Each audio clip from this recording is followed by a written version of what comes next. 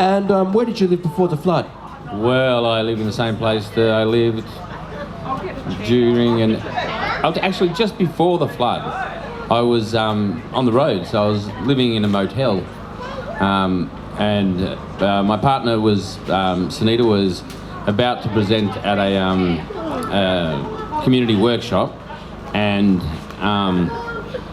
my friend rang me, who we'd stayed with 2 nights before, to tell me that his daughter had COVID, and we were close contacts.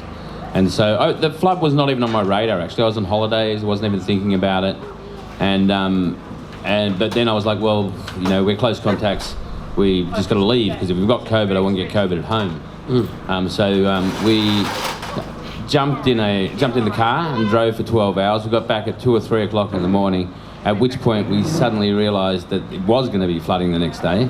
And so at 7 o'clock in the morning, after about 3 hours sleep, I went down to Seaspace and started raising everything upstairs and up to above 12.5 metres. And, you know, I thought I was watching the news and thought it was all going to be okay.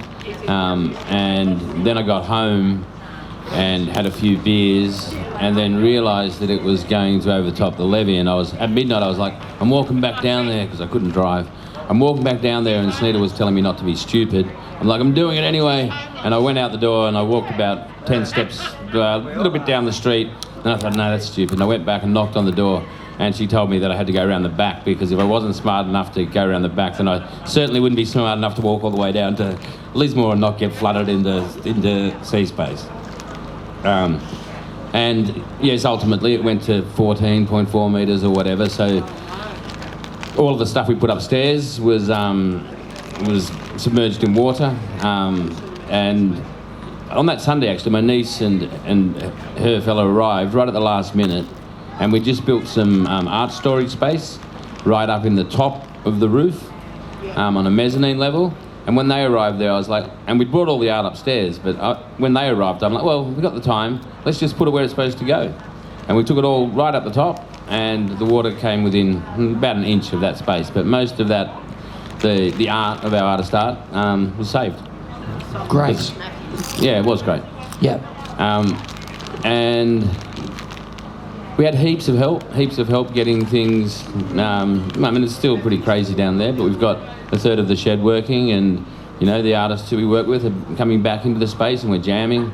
Yeah. And on that note, I want to do a big, it's a shout out to Technical Audio Group, who are a national distribution company who have lent us a bunch of audio gear. Oh, not lent us, they've donated us a bunch of audio gear, including the microphone that we're speaking through and the QS speakers over there. So that's Max Schwartz, who owns the Technical Audio Group, and Chris Hammer-Smith, who runs Katana Arts, which is their philanthropic arm. And I've been going through a little bit of mental ill health, I'd say, following the flood. Probably exacerbated by excessive drinking, but regardless. You're supposed to give that up. I know I am. Drinking water. Okay, yes, thanks for the advice. And they've been great. Like, they've been communicating with me on an ongoing basis, and hearing some of my reflections, and actually writing back some really considerate responses. And, you know, this guy's the CEO of a large national company, and I'm sure he's very busy, but he's taking his time out to communicate with me, and it motivated me to write a poem. I've written a few, actually, but I'm going to read one. Ladies and gentlemen, here's that. I'll just have to find it. Sorry, I don't know it. And you're listening to the Michael Lance River Fever Show. Yeah, so, wait, sorry, everybody. Johnny's got 10 seconds already, mate. Yeah, I'll keep. Oh, you got 10 seconds? Oh, you're out. Radio.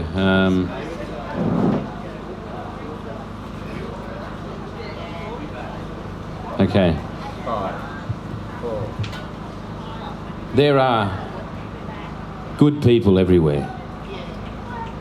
The universe, which modern science tells us may be sentient, is more possibly concerned with the health of the river than my tiny part of the everything that is, that my colliding atoms as consciousness are. The serpent and its lungs look healthier after the good flush.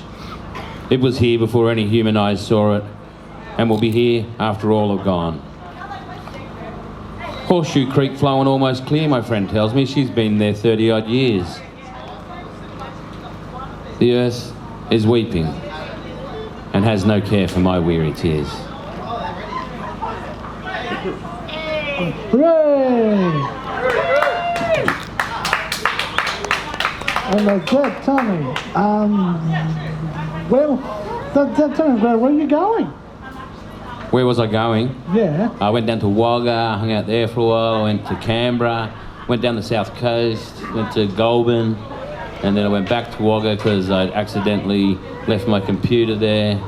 And then a day later that day I drove back to Lismore.